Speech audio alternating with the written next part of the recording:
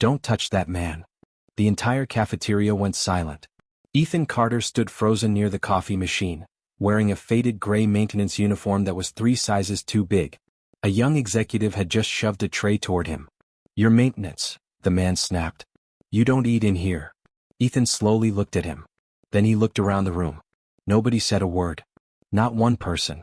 Except for the woman sitting alone at the corner table. She pushed her chair back. "Hey." The executive turned. "What?" She pointed at Ethan. "He's a person." The executive laughed. "Yeah. And I'm the CO." She didn't even blink. Then act like one. Ethan felt something inside his chest change. Because for the first time that entire week, he wasn't sure whether he was still conducting a test, or whether the test had just exposed him. 3 days earlier, Ethan Carter had been standing in front of a wall of glass 30 floors above Manhattan. Below him, thousands of people moved through the streets. Cars, taxis, crowds, lights. Everything looked tiny from up there, including people. His company occupied nearly half the building. Carter Industries had started with one rented office and a laptop. Now it was worth billions. Ethan had spent 20 years building it. And lately he had begun wondering if he'd built the wrong thing. He turned away from the window. Richard Hale, his chief operating officer, was sitting across from him. Richard was perfectly dressed. Dark suit, silver watch, perfect hair. Not a wrinkle anywhere. He looked like the kind of man who never got caught sweating. "Your numbers are strong," Richard said. "I know. Profits are up. I know. Employee productivity is up 12%. Ethan stared at him. "Then why does everyone look miserable?" Richard smiled. "They're employees, Ethan. They're supposed to work." "That's not what I asked." Richard leaned back. "You've been spending too much time reading anonymous employee complaints." Ethan picked up a folder. "I found 47 complaints about managers humiliating staff. Anonymous complaints. 32 complaints about unpaid overtime. Anonymous. 9 people resigned last month. People leave." Ethan slammed the folder onto the desk. "Richard." The smile disappeared. "What?" "I built this company because I wanted to create something different." "You did. Then why does it feel like everyone is afraid of us?" Richard shrugged. "Because people respect power." Ethan stared at him. "Do they?" "Absolutely." Richard stood. "You want my honest opinion?" "Always." "Employees don't care who you are.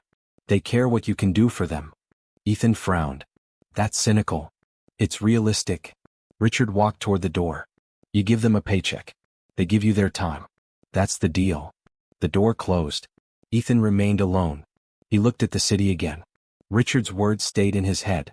"They don't care who you are." Maybe he was right. There was only one way to find out. The next morning, Ethan disappeared. Not literally. He still came to the building. Still worked for the company. But nobody knew him. His tailored suits were replaced with cheap work pants. His expensive watch disappeared. His hair was messy. A pair of scratched safety glasses covered his eyes. He even grew a short beard. Then he introduced himself to the head of facilities. "Name's Mike." The manager barely looked up. "Mike what?" "Mike Dawson." "Experience?" "Maintenance." "Good. We need someone on 32nd through 35th floors." "Sounds good." The manager handed him a badge. "Don't screw up." Ethan smiled. "I won't." And just like that, the billionaire CEO became invisible. At least that's what he thought. For the first few hours, Ethan simply watched.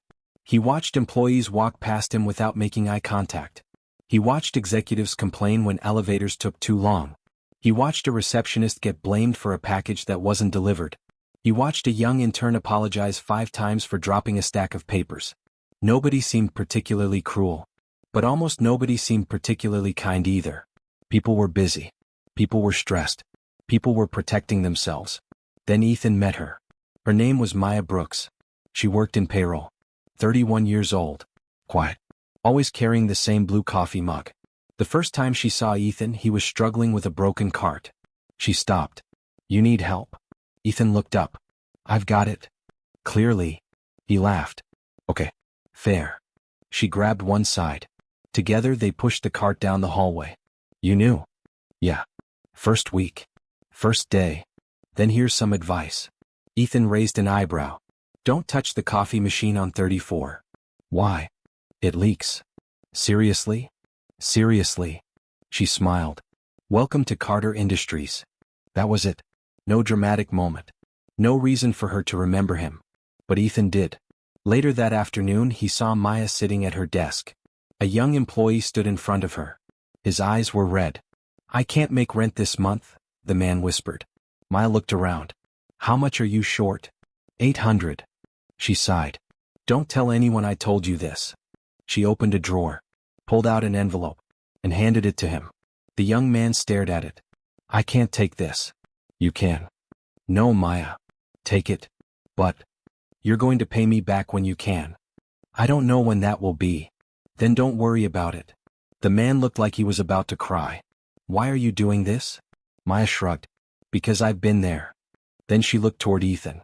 He quickly pretended to inspect a vent. He hadn't expected that. That night Ethan returned to his penthouse. He sat alone at his dining table. A chef had prepared a meal worth more than some people's monthly salaries. He didn't touch it. Instead he kept thinking about Maya. She hadn't known who he was. She hadn't expected anything. She had simply helped someone. The next morning Ethan returned undercover. And things got worse. A manager named Derek caught him in a hallway. "Hey." Ethan turned. "Me?" "Yeah, you." Derek pointed toward a stack of boxes. "Move those." "I was assigned to the electrical room." "I don't care." Ethan stared at him. "Okay." Derek stepped closer. "You people always have an excuse." Ethan clenched his jaw. "You people." He had heard it. The tone. The disrespect. The assumption that someone in a uniform had no right to object. Then Maya appeared. "He's already been assigned." Derek turned. "Stay out of it." His supervisor gave him a job. "I'm his supervisor right now." "No, you're not." Derek laughed. "You want to take this to HR?" Maya looked him directly in the eyes. "Sure." Derek's smile faded. She walked away. Ethan followed. "You didn't have to do that." Maya kept walking. "Yes, I did." "Why?" "Because he was wrong. You could get in trouble." She shrugged. "Then I get in trouble." Ethan stopped. "You're not afraid?" Maya turned. "Of what?" "Getting fired." She smiled sadly. "I've been fired before." Then she walked away. Ethan stood there. That sentence bothered him. Not because she'd been fired. Because she said it like she'd already learned that fear wasn't worth surrendering your dignity. Over the next several days Ethan kept watching her. And the more he watched, the less he understood his own company. Maya knew everyone's name. She remembered birthdays. She knew who had children. She knew whose mother was sick. She knew who was struggling financially. She even knew which employees skipped lunch because they couldn't afford it. One afternoon Ethan asked her, "How do you know all this?" Maya smiled. "People tell me things." "Why?" "Because I listen." "You trust them?" "Sometimes." "Doesn't that get you in trouble?" "Usually." He laughed. She looked at him. "You laugh a lot for a maintenance guy." Ethan froze. "What?" "You heard me. I guess I'm just happy." "Nobody's that happy." He smiled. "Maybe I am." She shook her head. "You're weird, Mike." "Thanks." That wasn't a compliment. "I'll take it anyway." For the first time in years Ethan laughed without thinking about business. But there was something Maya didn't know. Ethan wasn't just testing employees. He was testing himself. Because every day undercover forced him to confront something uncomfortable. He had spent years creating policies that looked perfect on paper. Bonus programs. Employee wellness initiatives. Mental health resources. Performance rewards. But he had never actually asked the people using those programs whether they worked. He had trusted reports. Numbers. Executives. Spreadsheets. Not people. Then, on Friday afternoon, Ethan discovered something that changed everything. He was repairing a printer near the payroll department when he heard voices behind a closed office door. "Richard." "And Derek." "We need to cut the emergency assistance program," Derek said. Richard sighed. "How much?" "About $600,000 a year." "Cut it." Ethan froze. "But employees rely on it." Richard's voice became colder. "They'll survive." "And the people who don't?" Richard laughed. "That's not our problem." Ethan's hands tightened around the screwdriver. Then Derek said something else. "What about Maya?" "What about her?" "She's been helping people privately." Richard paused. "She's been giving employees money?" "Yeah." "Then let her. She's causing problems." Richard sighed. "I'll handle it." Ethan stepped away from the door. His heart was pounding. Richard knew. Maybe not about him, but about Maya. And that meant she was in danger. The following Monday, Maya was called into HR. Ethan watched from the hallway. 20 minutes passed, then 30. Finally, Maya walked out. She was holding a cardboard box. Her desk items were inside. Ethan rushed toward her. What happened? She shook her head. Nothing. That's not nothing. I'm fine. You got fired. She looked at him. Yeah. Why? Budget cuts. That's it. She smiled. You asked too many questions, Mike. You're not going to fight it? What's the point? Because it's wrong. She looked down. For a moment, her expression broke. Then she whispered, I know. She walked toward the elevator. Ethan followed. Maya. She stopped. He almost told her. I'm Ethan Carter. This is my company. I'll fix this. But he didn't. Because the test wasn't finished. And that decision would haunt him. That night, Ethan sat in his penthouse again. This time, the food remained untouched. He looked at his phone. There were 3 messages from Richard. One from his lawyer. One from his board chair. And one from Maya. He opened it. Take care of yourself, Mike. Nothing else. Ethan stared at those 5 words. She had just lost her job. And she was worried about him. That was the moment he realized the test had become personal. The next morning, Ethan walked into Carter Industries wearing his real clothes. The entire lobby changed. People straightened. Security guards opened doors. Executives appeared from nowhere. Good morning, Mr. Carter. Welcome back, sir. Great to see you. Ethan walked through them all. Then he stopped. Where's Maya Brooks? Nobody answered. Richard approached. Ethan, we need to talk. Where's Maya? She was terminated. I know. Richard smiled carefully. She wasn't a good fit. Ethan stared at him. Really? She was disruptive. She helped employees. She encouraged dependency. Ethan's jaw tightened. You cut the emergency fund. It's inefficient. And fired the person who replaced it with her own money. Richard sighed. Ethan, you're emotional. No. Ethan stepped closer. I'm angry. Richard lowered his voice. Don't let one employee cloud your judgment. One employee? Ethan laughed.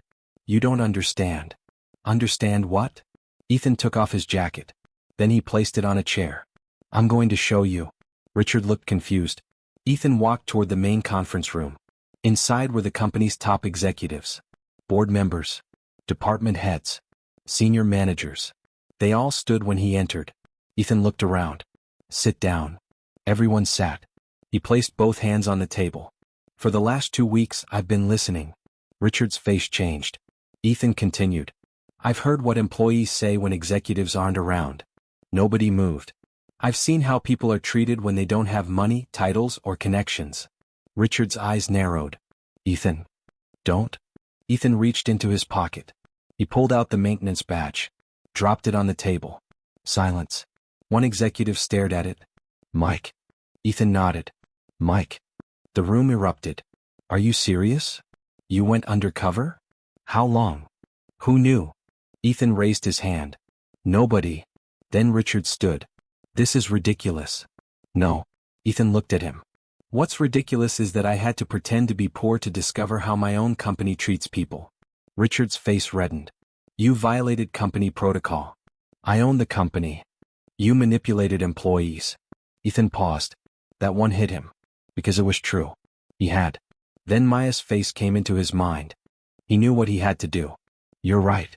Everyone went silent. Richard looked surprised. Ethan continued. I manipulated people. He looked around the room. And I was wrong. That wasn't the answer anyone expected. Ethan pulled out another document. I've reviewed every termination from the last 12 months. Richard's face changed. I don't think you should.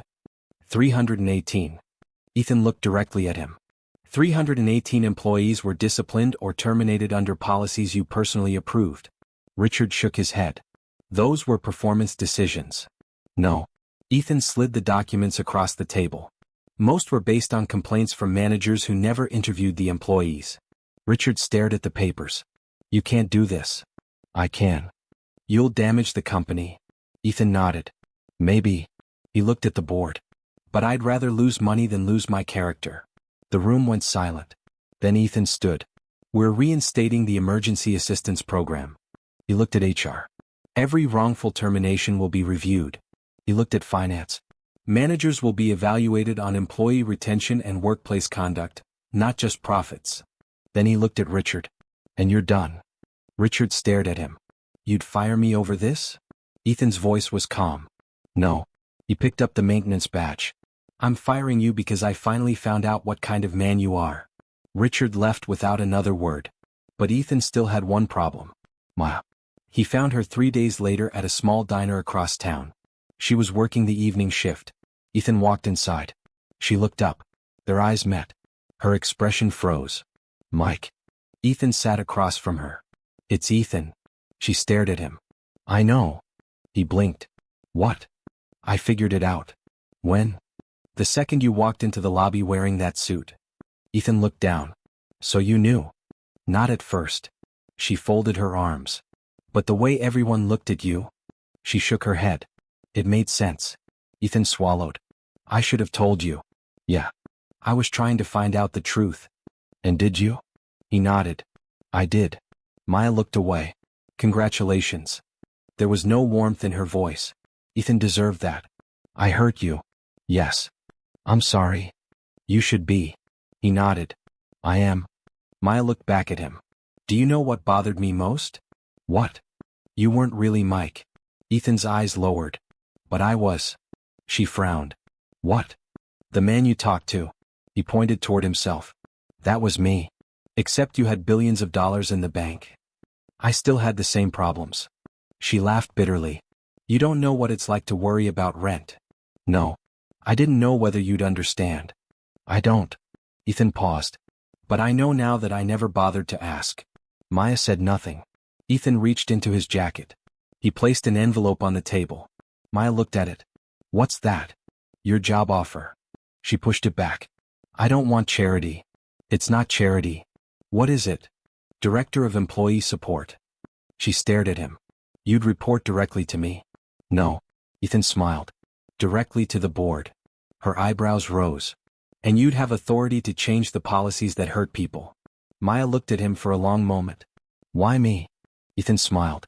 Because you were the only person in that building who treated a maintenance worker like a human being. She looked down. And what if I tell you no? Then I'll still fix the company. And if I tell you the company needs more than a few policy changes? I'll listen. She studied him. Really? Really? For the first time since he'd entered the diner? She smiled. Okay. Ethan exhaled. Okay. Okay. She picked up the envelope. But I'm not calling you Mr. Carter. Ethan laughed. Fair. And I'm definitely not calling you Mike. That's probably fair too. She smiled. You can call me Maya. I already do. No. She pointed at him. I mean you can actually know me now. Ethan nodded. I'd like that. 6 months later, Carter Industries looked different. Not perfect. No company ever is. But different. The emergency assistance program had expanded.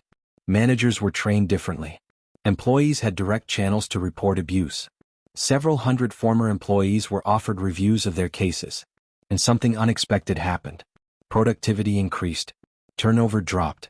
People stayed. Not because they were afraid. Because they felt valued. One afternoon, Ethan walked through the cafeteria. He was wearing jeans. No security detail. No expensive suit. He saw Maya sitting at the same corner table. She looked up. Hey. Hey. Ethan sat across from her. She pushed a coffee toward him. Got you one. He smiled. Thanks. She looked around the cafeteria. Remember this place? Unfortunately. She laughed. That was a crazy test. Ethan shook his head. It started as a test. What changed? He looked at her. You. Maya smiled. No. Ethan nodded toward the room. Everyone. He looked around. Employees were laughing. Talking. Sharing food. A maintenance worker sat at a table beside a manager. Nobody seemed to care. Ethan leaned back. I spent 20 years thinking being a good CEO meant knowing everything. Maya took a sip of coffee. And now? He smiled. Now I think it means knowing when you don't. She nodded. For a moment, neither spoke. Then Maya smiled. You know, Mike was nicer. Ethan laughed. Seriously? Yeah. What did Mike have that I don't? She thought about it. Humility. Ethan smiled. That's brutal. It's true. He looked around the cafeteria, then back at her. Maybe I needed to lose the billionaire for a while. Maya nodded. Maybe. And that was the strange thing about Ethan Carter. He had spent his whole life trying to become richer, more powerful, more respected. But the greatest lesson of his life came when nobody knew who he was. Because when he walked into that building wearing a maintenance uniform, he expected to discover who his employees really were. Instead, he discovered who he had become. And one woman had the courage to show him. Years later, Ethan would still remember the moment that changed everything. Not the board meeting. Not firing Richard. Not the billions. Not the headlines. It was a simple sentence from a woman who thought he was just another maintenance worker. He's a person. That was all. No speech. No applause. No reward. Just 5 words. But they reminded a billionaire of something money had made him forget. People don't remember how much you own. They remember how you made them feel when they had nothing to offer you. And sometimes, the person you think you're testing is actually the person testing you. If you had been in Ethan's position, would you have gone undercover to find out the truth? Or would you have trusted the people around you? Because in the end, the richest person in the room isn't always the one with the most money. Sometimes, it's the person who still has enough heart to care when nobody is watching.